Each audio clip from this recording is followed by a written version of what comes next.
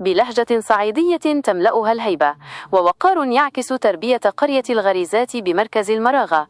وجد الحاج عبد العال محمود نفسه في مواجهة لم يتوقعها داخل عربة المترو، مواجهة لم تكن مع شخص بل مع واقع يراه غريبا عن أخلاق الصعيد وقيم الأصول.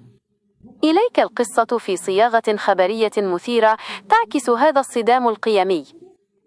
صراع الأصول والحرية في قلب المترو. صعيدي يثور لكرامة القيم، والرد يصدم الجميع. في مشهد حبس أنفاس الركاب، تحولت رحلة مترو عادية إلى ساحة معركة قيم بطلها الحاج عبد العال محمود عيسى شاهين ابن سوهاج، الذي لم يستطع الصمت أمام ما رآه خدشا للحياء العام. الشرارة، وضعية جلوس أشعلت الغيرة الصعيدية. الحكاية بدأت حين وقع نظر الحاج عبد العال على فتاة تجلس أمامه بوضعية رجل على رجل في مواجهته مباشرة. بالنسبة لرجل تربى على أن الرجولة موقف، وأن احترام الكبير فرض عين، كان المشهد بمثابة كسر لكل التقاليد الشرقية التي نشأ عليها في قلب الغريزات.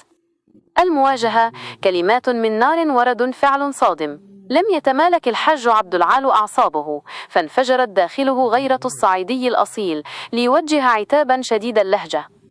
انتم بقتوش بتحترموا حد؟ هو ما فيش احترام خالص؟ لكن المفاجأة كانت في الرد الذي لم يتوقعه، فبدلا من تفهم وجهة نظر رجل في مقام والدها، جاء الرد حادا كالسيف. تعال اضربني، انت مالك ومالي؟ هو أنا كلمتك؟ بين النخوة والحكمة ضاعت النصيحة. الموقف لخص فجوة عميقة بين جيلين. 1. جيل الحاج عبد العال الذي يرى أن الأخلاق مسؤولية جماعية ولا يجوز الصمت أمام الخطأ. 2. جيل جديد يرى الحرية الشخصية خطأ أحمر ويرفض الوصاية بأسلوب الانفعال. الخلاصة المرة: النية كانت طهر الأخلاق، والدافع كان الغيرة على القيم، لكن الانفعال حول النصيحة إلى صدام وجعل الرسالة النبيلة تائهة في ضجيج المشادة. سؤال يطرح نفسه للنقاش: هل نلوم نخوة الحاج عبد العال التي لم تسمح له بالصمت؟ أم نلوم غياب الحكمة والرفق في إيصال النصيحة التي حولت الموقف من إصلاح إلى توتر؟ شاركنا برأيك. لو كنت مكان الحاج عبد العال، كيف كنت ستتصرف؟